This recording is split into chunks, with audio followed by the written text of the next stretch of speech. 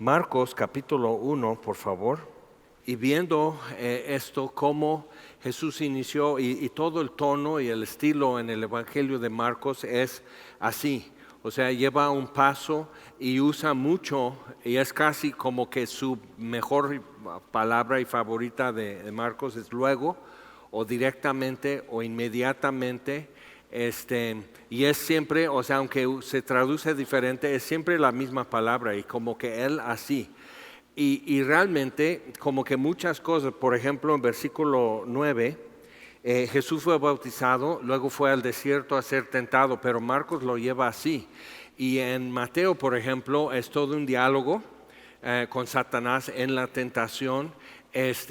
Igual todo lo que es en Nazaret, cuando Jesús se presenta en la sinagoga en su pueblo de Nazaret y lee en Isaías como 61, como el Espíritu del Señor está sobre mí porque me ha ungido para predicar buenas nuevas, y dice todo eso y luego se sienta, ya que lo leyó, entonces lo entrega, se sienta en la cátedra de Moisés, que es una silla un poco elevada, y se sentaban ya a exponer, a comentar lo que acaban de leer. Entonces, y dice, este texto se ha cumplido delante de ustedes hoy. Eso fue su sermón. Y se queda la gente así. Pero al mismo tiempo empiezan a decir, qué bonito habla.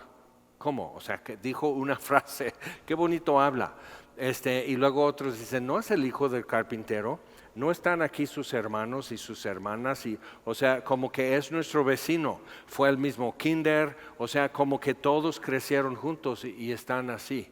Entonces, y Marcos brinca todo eso, o sea, va a otras cosas, pero mucho lo que él hace es que empezamos a ver como que los eventos como picos, y él va de pico a pico y no pasa todo esto, pero vemos la secuencia. Y entre los 4 evangelios, Marcos es el que como que nos viene empujando, como que hay más una sensación de urgencia y de que Marcos está así, tienes que saber esto.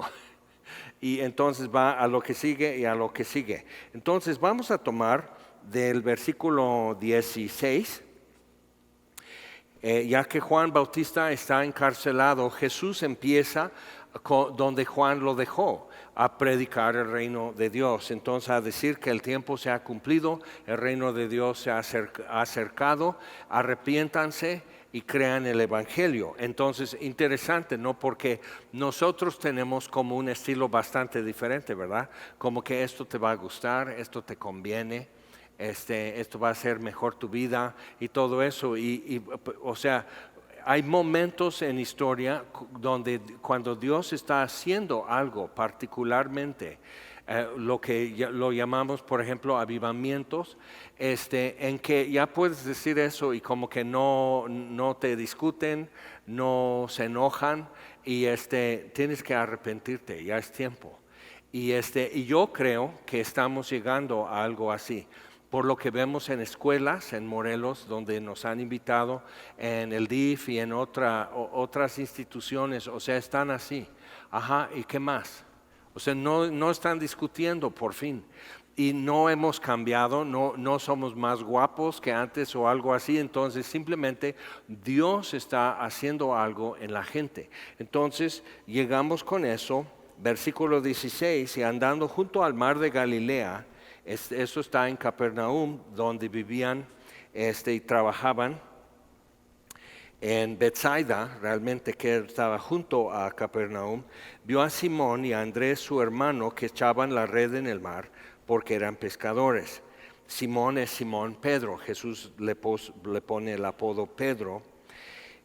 Y les dijo Jesús, venid en pos de mí y haré que seáis pescadores de hombres. Ahora, vimos esto en Lucas cuando sucedió y cómo estaba todo eso, cómo les llamó. Pero cuando empiezas a ver esto, no estaba en Lucas 5 caminando junto, sino le pide prestado la barca que se aleje un poco en el agua para poder predicar a la gente y enseñar, y después la pesca milagrosa. Entonces, algo que simplemente puedes descargar aquí es que Jesús llamó a estos hombres más que una vez, como tú comprenderás.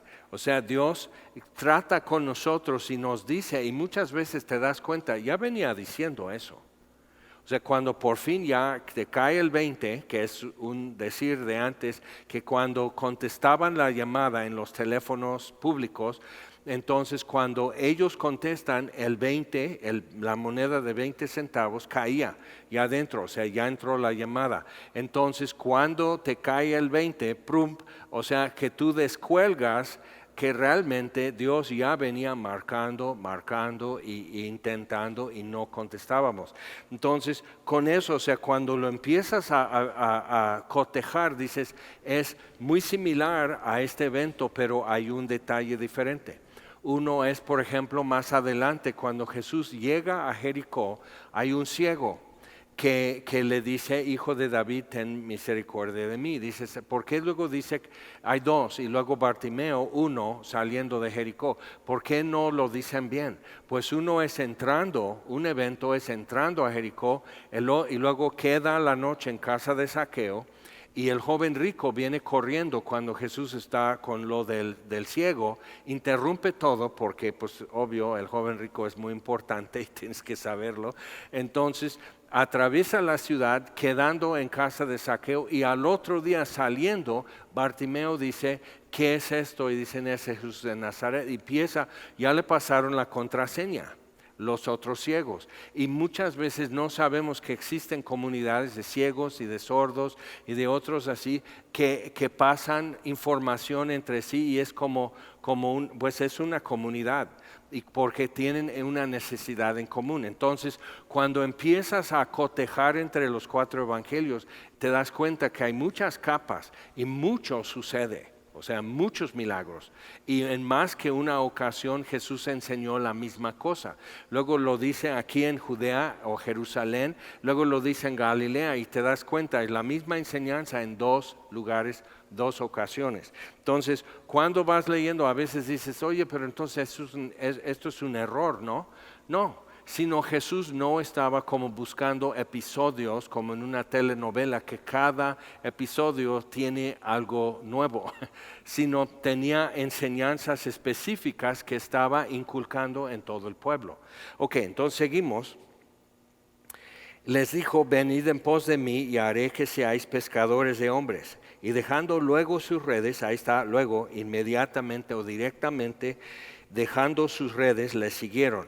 Pero es interesante porque Pedro, por lo que vemos en el Evangelio de Lucas, es cuando por fin Pedro queda así, ya le sacudió, como que ahí está pescando toda la noche, no hay nada, Jesús dice echa tu red, y Pedro está así. Entonces sucede esto y Pedro ya está así, ya no sabe qué hacer, y dice, apártate de mí porque soy pecador. Y dice, no temas, de aquí en adelante vas a ser pescador de hombres. Entonces, por fin como que ya le entra a Pedro lo que es ser llamado por Jesús. Entonces, otra vez, o sea, el seguir a un profeta y ser su ayudante en el Antiguo Testamento era como opcional, o quizás tenían el concepto, era mi concepto de ser misionero, ¿no? Que como que andas por ahí y como que se abren los cielos y una luz dorada y una voz dice, levántate y haz esto. Entonces, como que eso era mi concepto, y yo creo que ellos tenían algo parecido a eso. Entonces Jesús tiene que decirlo, y por fin ya Pedro dice, o sea, ¿yo? Entonces, viendo eso, interesante. Pasando de ahí un poco más adelante, vio a Jacobo, hijo de Zebedeo, y a Juan su hermano, el apóstol Juan, también ellos en la barca que remendaban las redes, y luego los llamó, y dejando su padre Zebedeo en la barca con los jornaleros, le siguieron. Entonces estamos viendo cómo Jesús va recogiendo de gente que le ha venido siguiendo. Andrés fue a ser bautizado en el río Jordán en Judea. él va y trae a Pedro y lo presenta a Jesús. Entonces, cuando lees esto en el Evangelio de Juan, como que ya nos da más detalle y más orden de cómo fue dándose eso. Pero entonces Jesús sale de ahí de Judea después de su bautizo, va al desierto a ser tentado 40 días, luego se presenta en Nazaret, luego empieza a radicar y tener como base a Capernaum. Entonces, cuando vemos eso, ve a Pedro otra vez. Y entonces Pedro lo identifica, él identifica a Pedro, pero no ha terminado con Pedro, no ha terminado con Andrés y Juan y Jacobo y todo. Ellos están, qué bueno, es profeta, pero mientras tenemos que comer también. Entonces, no han podido entender esto bien, pero Jesús lo va enfocando. Entonces, luego los llamó, o sea, directamente los llamó. Entonces, es otra vez eso de Juan, como que, todo es, y los llamó. ¿Tú crees? Entonces, así, de esa forma de contar algo que pasó. ¿Y tú crees que los llamó así? ¿Y tú crees? Le siguieron así, directamente. Entonces, eso es como Juan está narrando eso. Y cuando empiezas a verlo, y es cada capítulo, dices, ok, Juan Marcos, su nombre completo, está bien, cálmate. Dices, no me voy a calmar. Entonces, Marcos es un carácter para nosotros. Y entraron en Capernaum.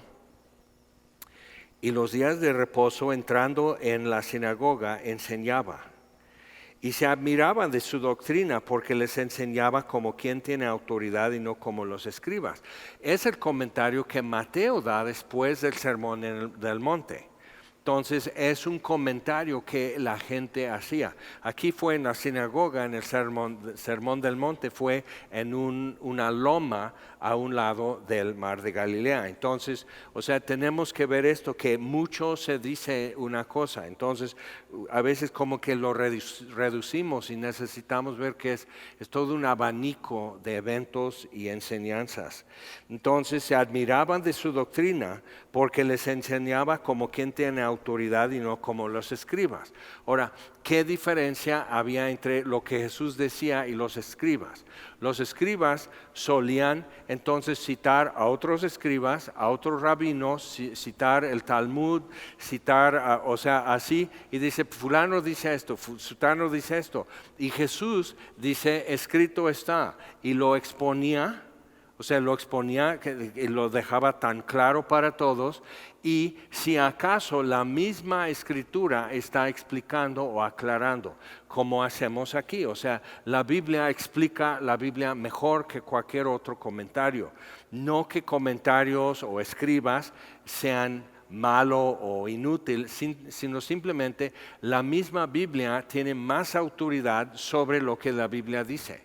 Entonces, otra vez, esto es una invitación a empezar a estudiar y conocer más ampliamente lo que dice la palabra de Dios. Entonces, ahí está enseñando, todos muy contentos, wow, está muy bien, versículo 23.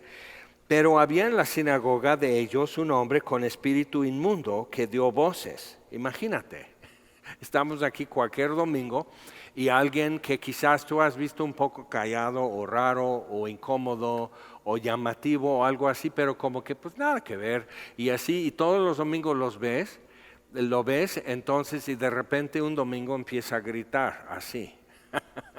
Eso es lo que estaba sucediendo, o sea, no era, aunque eso sucede en personas, que luego a veces ves en la pista o ves en alguna carretera o en algunas calles aquí en Cuernavaca, ves a alguien así que está un poco sucio, no se ha bañado, va moviendo así la cabeza y las manos y hablando solo y dices, pobrecito. A veces tiene problemas, normalmente es simplemente problemas mentales y necesita ayuda y no hay quien realmente le ayude. Entonces, eso, pero a veces es un espíritu inmundo. Y la tendencia de eso es como sumir la persona en cuestiones morales, como desconectado con la sociedad, ya sin, como al final quedó el gadareno, o sea, ya sin realmente contacto humano sano y bueno y ayuda y todo eso. Pero algo que tenemos que decir, bueno, si has leído el Antiguo Testamento, ¿por qué no sucedía eso antes? ¿Por qué no andaban endemoniados? Y ahora lo más probable es que sí, sobre todo en los paganos alrededor de los israelitas, ¿ok? Que ofrecían a sus bebés en el fuego y todo eso. O sea, hay algo demoníaco en esas culturas y probablemente había gente en algún grado endemoniados, oprimidos por demonios. Pero ¿por qué no se veía? Pues porque Jesús no era simplemente otro profeta. Y Él vino a dar su vida en rescate. Entonces, como que las primicias de eso, o sea, algo preliminar como muestra del poder de su vida en rescate por todos, es que puede librar a gente de opresión del diablo o de enfermedades y demás. Entonces, parte de su misión era demostrar lo que puede hacer.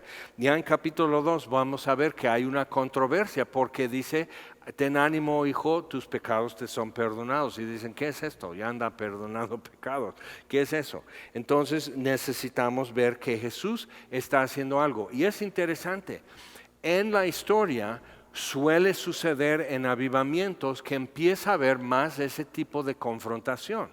En mis tiempos, cuando estaba el avivamiento a toda flor, entonces sucedía con más frecuencia que podrías estar en un estudio bíblico en una casa y hay alguien gritando en la calle cosas. Loco. Pero loco, ¿o qué? Está diciendo los nombres de los que están adentro y nadie lo conoce.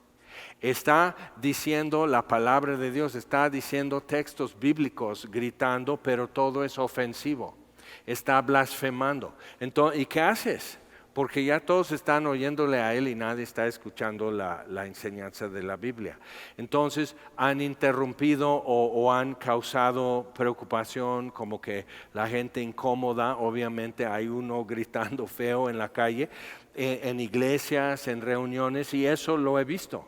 ¿Y qué hacen? ¿Qué haces cuando está eso?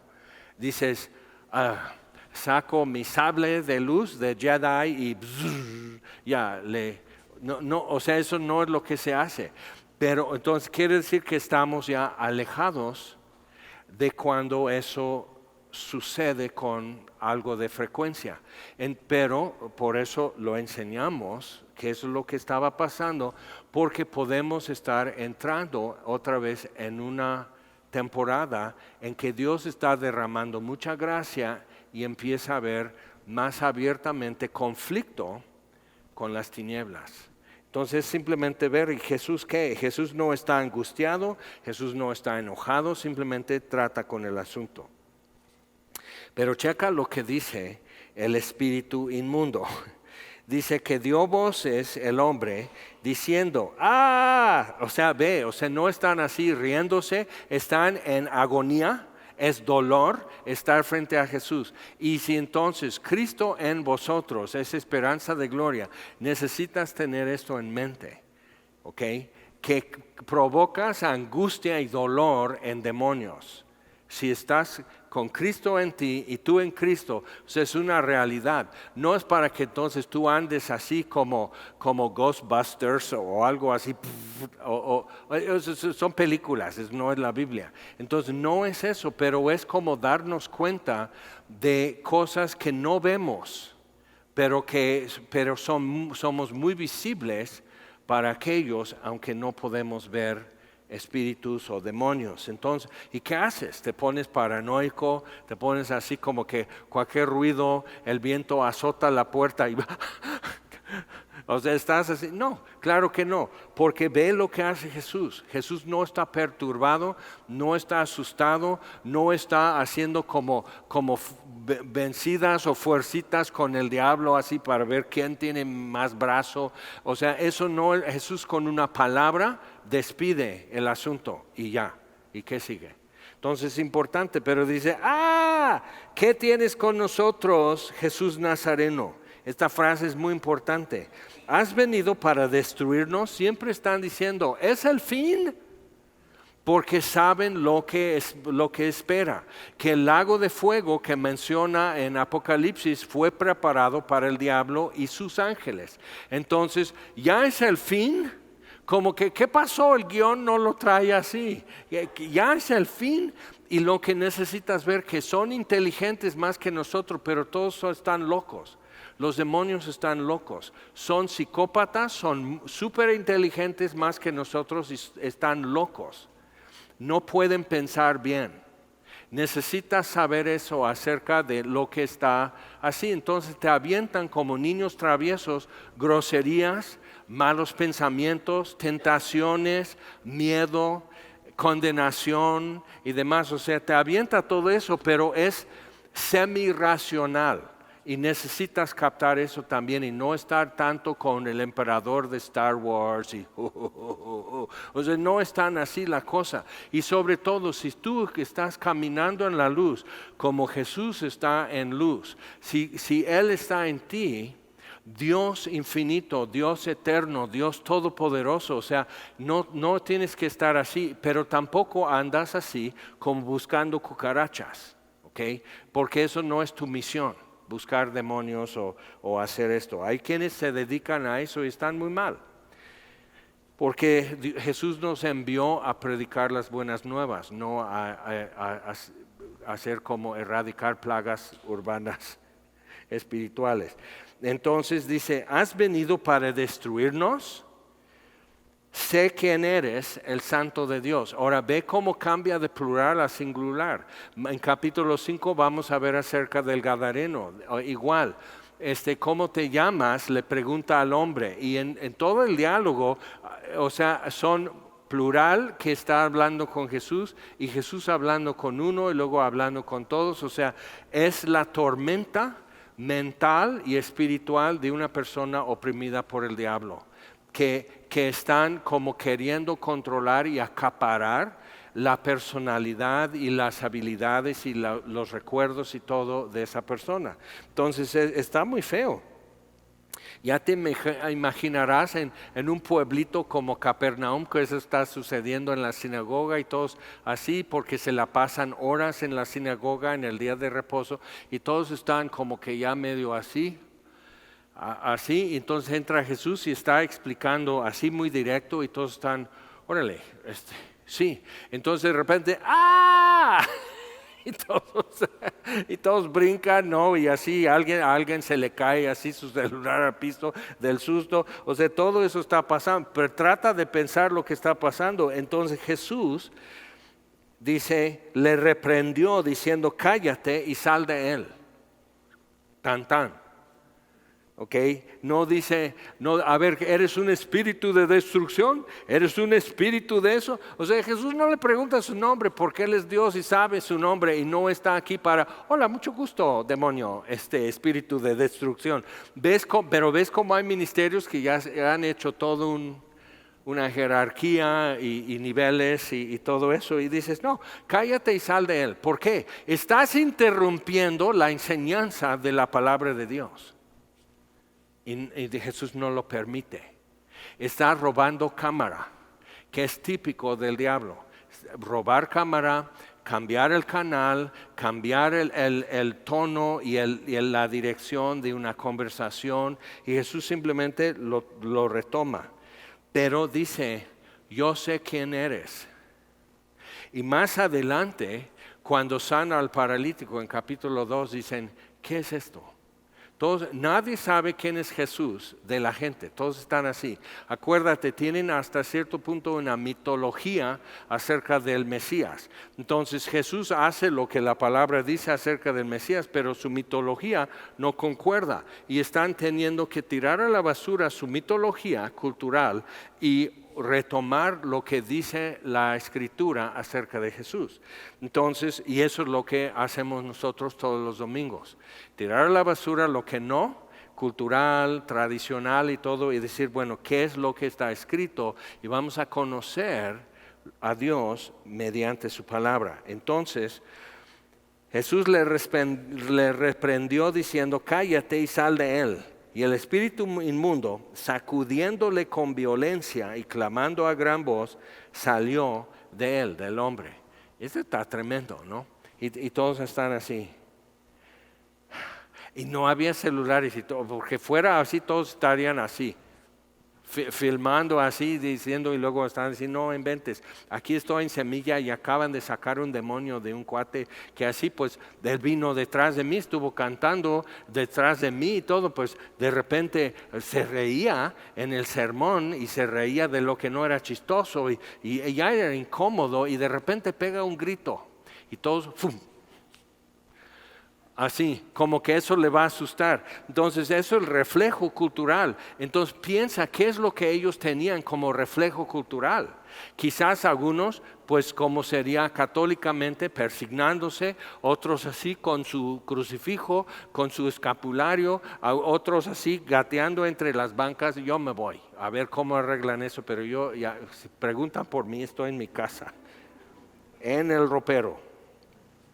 Entonces todo tipo de reacción, pero sacudiéndole con violencia y clamando a gran voz. Ahora, lo que tenemos que ver en esto, vemos hasta cierto punto como un tumor físicamente en el cerebro o aquí en la columna, o sea, cómo empieza a controlar y tomar y destruir un órgano, el hígado, riñones, pulmón, cerebro. Entonces vemos eso. Entonces para extirpar eso, si hacen una cirugía, quimioterapia y todo eso, o sea, todo es como para poder sacar eso y dejar el cerebro o el pulmón o riñones, o sea, dejarlo lo más funcional posible.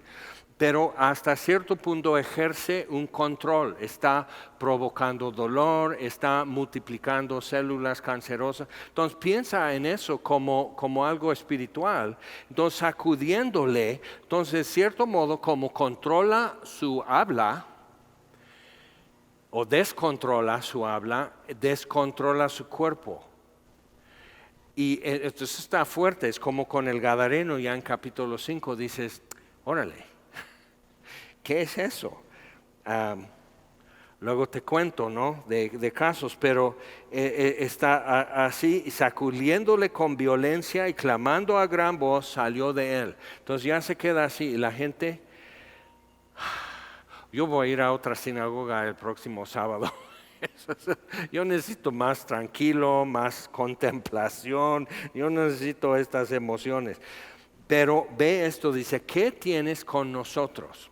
Ahora, he comentado esto varias veces acerca de lo que habla del primer Adán y el postrer Adán en Romanos 5. Y la idea de lo que está hablando ahí, el primer Adán pecó y por el pecado de Adán la muerte pasó a todos. Entonces, lo que el término en teología es que Adán es la cabeza federal de la humanidad. O sea, él en su obediencia o su desobediencia actúa en lugar de y a favor de toda la humanidad. Pero entonces por eso al mencionar a Jesús como el postrer Adán, está reconociendo la palabra de Dios a Jesucristo como la cabeza federal de la humanidad. Entonces lo que vemos en casos, por ejemplo el Gadareno, dice, ¿cómo te llamas? Preguntando al hombre, pero ya hay toda una doctrina de que tienes que preguntar al Espíritu qué es. Soy lujuria, soy avaricia, soy Pepe. ¿Qué? O sea, eso es ridículo. Jesús no dialogaba así, sino le está preguntando al Gadareno su nombre. Y el demonio no le deja hablar.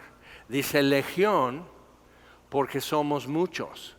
Entonces, la idea, y alguien lo ha sugerido así en teología, es que Satanás como asimila, absorbe, y es, o sea, es el anticristo, o sea, tratando de ser en lugar de Cristo, en lugar de Adán, el anticristo, en lugar de Jesús, Satanás, o sea, como ser la oposición, que eso es lo que su nombre significa. Entonces hacer eso y entonces tener control de una jerarquía, como sicarios y todo eso, todos le entregan cuentas y todos obedecen a uno. pero de tal manera que controla su actividad y su pensamiento. Por eso, ¿cómo te llamas? Legión, porque somos muchos. Pero a la vez, cuando estás viendo que le están rogando a Jesús que no los mande al abismo, sino que les deje pasar a estos cerdos, entonces ves otra vez lo miserable que es ser un demonio. Porque no hay esperanza, no hay redención, no hay perdón, no hay nada en el futuro, sino eterna destrucción y agonía.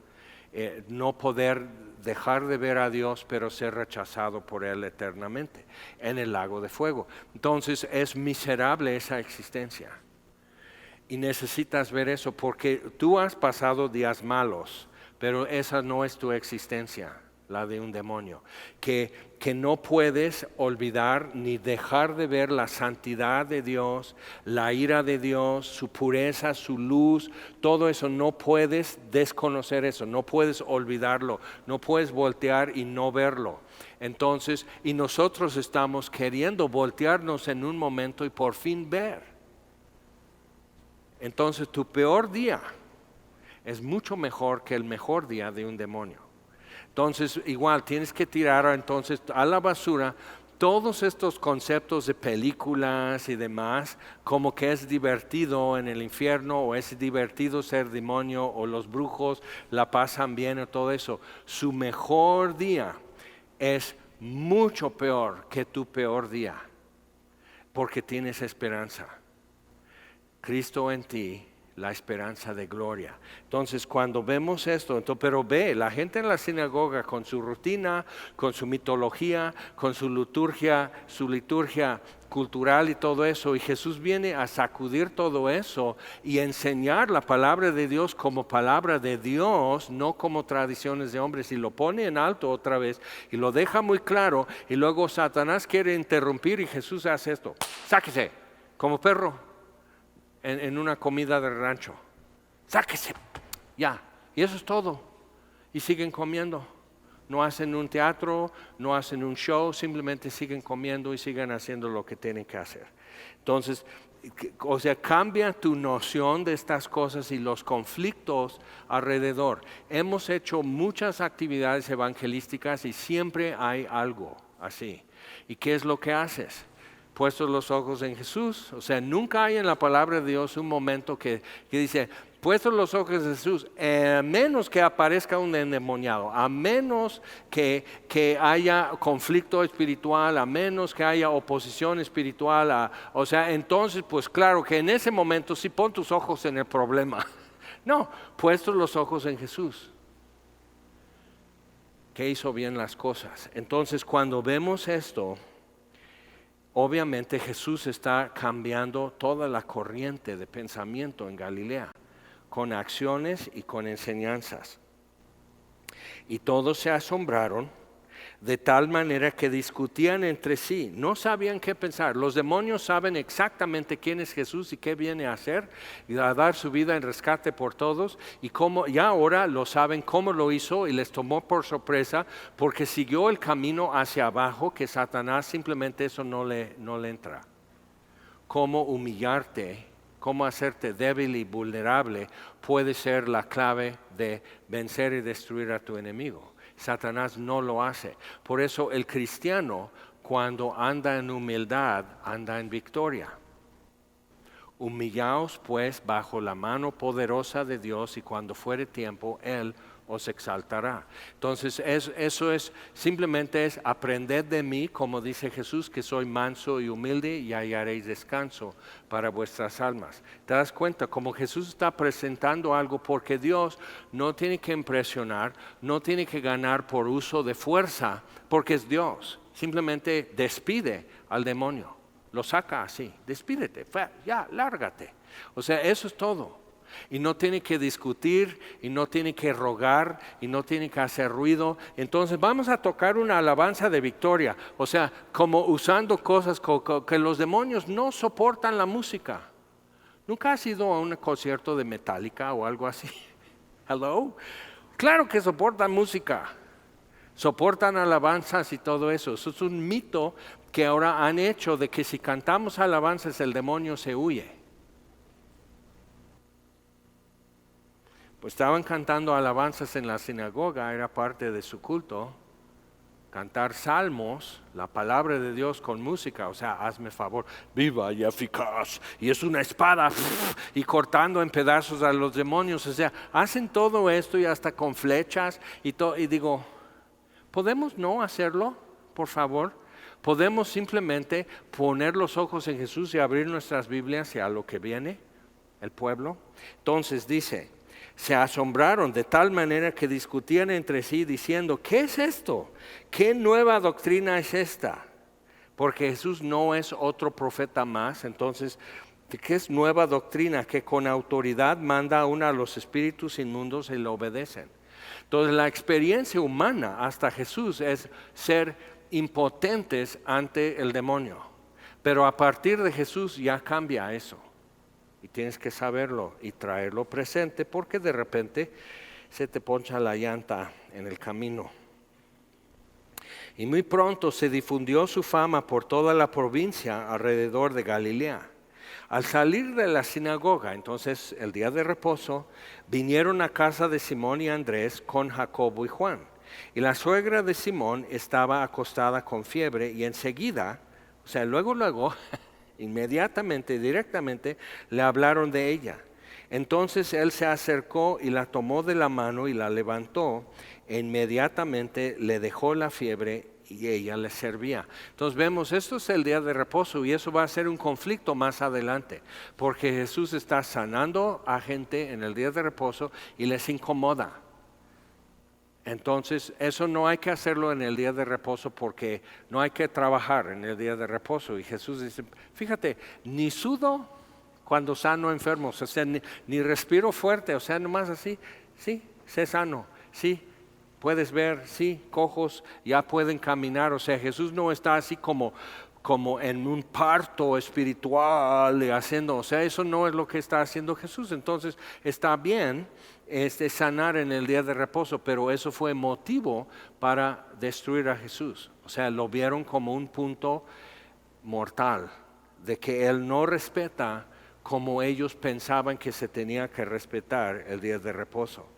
Entonces, cuando llegó la noche, porque al terminar el día de reposo, ahora sí ya pueden caminar más distancia. Entonces cuando llegó la noche, luego que el sol se puso, le trajeron todos los que tenían enfermedades y muchas veces estarían cargando gente que no estaba permitido en el día de reposo. Imagínate, entonces le trajeron todos los que tenían enfermedades y a los endemoniados. Y toda la ciudad se agolpó a la puerta. Otra vez, la terminología de Marcos es de mucha emoción. Es de mucha urgencia. Y toda la ciudad se agolpó a la puerta. O sea, un gentío y el ruido y empujando y todos queriendo ver. O sea, eso es lo que Marcos está dándonos. Mateo tiene como más frialdad. Lucas como que te invita a ver más alrededor. Y Marcos está así. No inventes. O sea, ya ni dejan oxígeno en la casa, tanta gente. O sea, él está así. Y sanó a muchos que estaban enfermos de diversas enfermedades y echó fuera muchos demonios y no dejaba hablar a los demonios porque le conocían. Dos razones. Uno, porque nomás vienen a interrumpir y a robar cámara y robar micrófono. Y era necesario que la gente se diera cuenta quién es Jesús por lo que Él dice y por sus obras, porque eso cumple las escrituras acerca del Mesías. Y si escuchan el testimonio de un demonio, entonces hace años había una chica con espíritu de adivinación, no en el libro de Hechos, sino en la plaza de la Basílica en la Ciudad de México. Iba en la fila del confesional diciéndole a cada persona, en nombre de la Virgen de Guadalupe, diciéndole a cada persona su nombre y su domicilio. Y la gente así, pues la Virgen María lo mandó. Y digo, a ver, ¿qué necesidad tiene la Virgen María de saber tu nombre, tu domicilio, tu teléfono, tu RFC o algo así? O sea, te das cuenta como que eso realmente ¿qué es? Son trucos. ¿Pero trucos de qué? No, de la Iglesia Católica. No, pues ellos no le pusieron a la muchacha. Pero donde hay una fe mal dirigida y una fe mal informada, o sea, no informada por la palabra de Dios, sino por algo místico, por superstición, por tradiciones equivocadas o algo así, pero entonces una fe mal informada, la tendencia es que alguien va a creer cualquier cosa. Entonces, como que la palabra de Dios me va a fortalecer y enfocar la fe y librar mi fe de pesos y de desequilibrios y de confusión. Se va a enfocar y despejar mi fe y viene informada por lo que Dios dice. Pero si eso no está pasando, entonces fe ya se dispersa y la fe es en lo que sea. Entonces, si una muchacha viene diciendo el nombre de todo y dice, ay, es puro truco, entonces haces así. Y vas pensando, yo voy a pensar que me llamo Juan Pérez. Y va a decir Jaime Foot y vives en tal parte. Y vas a quedar así. Entonces llegas al confesional y te arrepientes de todo. Y luego haces la penitencia que el Padrecito te asigna y haces todo y entras así a comulgar en la basílica y ya eres un devoto. Pero es error. Entonces, o sea, otra vez, si es la Virgen de Guadalupe, tiene mejor forma de bendecir al pueblo o edificar al pueblo que trucos de magos de televisión, diciendo su nombre y su domicilio. ¿Sí me explico? O sea, si le hizo el ramo de flores y la imagen de ella en el serape de Juan Diego, o sea, si pudo hacer eso, entonces, ¿por qué estás sacando algo tan obsoleto y tan chafa como decirte tu nombre y tu domicilio? ¿Por qué? Porque eso lo traes aquí en el bolsillo, en tu INE. No es un secreto en ese mundo. Es un secreto en nuestro mundo porque yo no puedo leer lo que está en tu cartera. Pero ya hay tecnología que puede robar tus datos de tarjetas así. Nada más pasan junto a ti y leen todo lo que traes ahí en tus tarjetas de crédito y débito. Entonces, o sea, y eso es tecnología. Entonces, ve eso. O sea, cuando estamos hablando de seres que no les afecta distancia, ni cosas materiales como muros, ropa, carteras, etcétera. O sea, eso no es ningún problema. Si tenemos tecnología de reconocimiento facial y pueden así los de seguridad estar escaneando una multitud y reconocer, y estoy y ya están así subiendo el rostro, esa foto, y ya hace como un surtido de posibles y es un terrorista o es Jaime Foot, así. Okay, y tenemos esa tecnología. Entonces, en ese mundo, que distancias y tiempo y cosas materiales no son limitaciones, eso es un truco infantil, decir nombres y domicilios como muestra de poder divino de la Virgen de Guadalupe. ¿Sí me explico? Y si fuera ella realmente la que está detrás de toda esa devoción, y es ella realmente objeto, la Virgen María es objeto de la reverencia y el amor de tanta gente creyente, entonces deberías de ver los frutos que vimos en la vida de María en la Biblia, ¿sí o no? Entonces, lo dejo así. No estoy diciendo que hay un demonio en la imagen o algo así, pero hay un demonio en la plaza engañando a la gente. ¿Okay? Entonces, están con eso y no les dejó hablar porque le conocían. Levantándose muy de mañana, siendo aún muy oscuro, salió y se fue a un lugar desierto y oraba. O sea, no había tenido tiempo a solas ni una hora. Entonces llegó la noche, el sol se pone, toda la noche está sanando gente, llegó el día y muy de mañana, o sea, antes de amanecer, salió y se fue a un lugar desierto y allí oraba. Y es importante, en Marcos puedes apreciar cuando Jesús pasa tiempos en oración, lo que sigue. Y le buscó Simón y los que con él estaban, y hallándole le dijeron: todos te buscan. Y como el último lugar donde le vieron fue en casa de Simón, todos están tocando. ¿No está el Maestro Jesús de Nazaret? No. ¿Cuándo regresa? No sé a dónde fue y seguro no está con ustedes. O sea, imagínate, ya puedes imaginar cómo la gente dice es que ya quieren comprar, es que nos hacen largas. O sea, lo que es la desesperación de una necesidad que traían. Entonces todos te buscan. Y él les dijo, vamos a los lugares vecinos para que predique también allí, porque para esto he venido.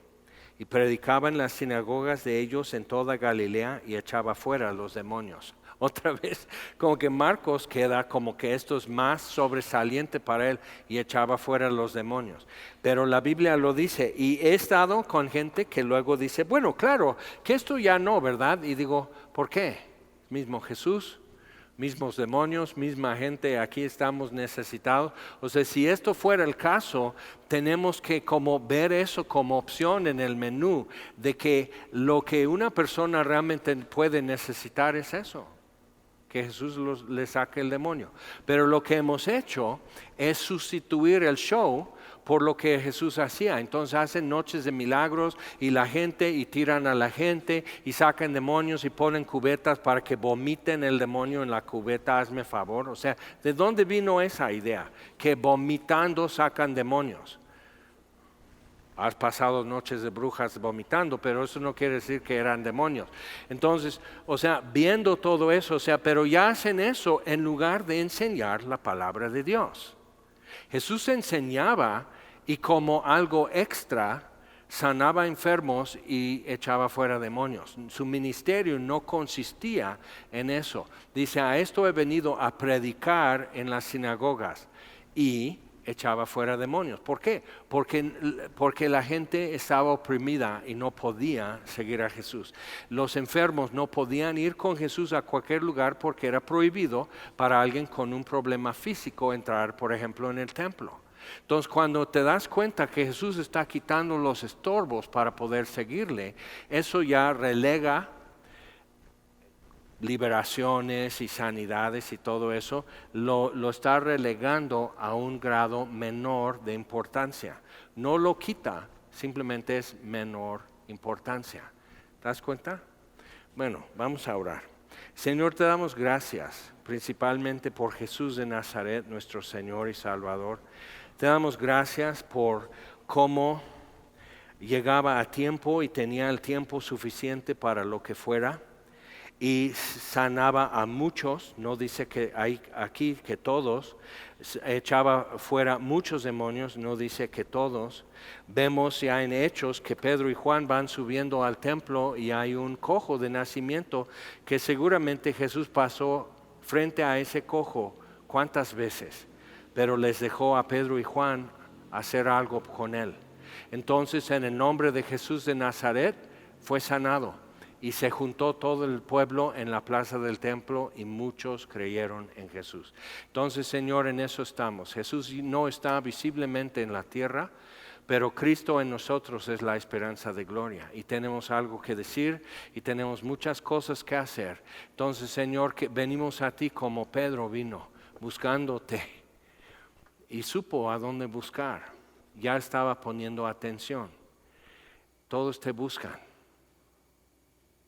Y supo bien que no venían a buscar a Pedro y que no se dejara pasar como, pues yo soy su teniente yo soy el caporal o algo. No, yo veo dónde está Jesús y te traigo razón. Y vienen todos todavía buscando a Jesús. Y lo sabemos, Señor. Entonces, ¿qué vas a hacer? Estamos al pendiente. Y pedimos entonces otra vez, Jesús de Nazaret, que camines en las calles de Cuernavaca y Temisco y Jutepec y todo alrededor de nosotros, que camines en las calles y carreteras y en los pueblos y los municipios de todo Morelos, porque nos hemos dado cuenta que todos te buscan, pero están confundidos y no saben llegar. Entonces, Señor, estamos pidiéndote eso. Y si podemos acompañarte en hacer estas cosas, Señor, igual nos encantaría serte útiles. Y te lo pedimos en el nombre de Jesús. Amén. Señor les bendiga.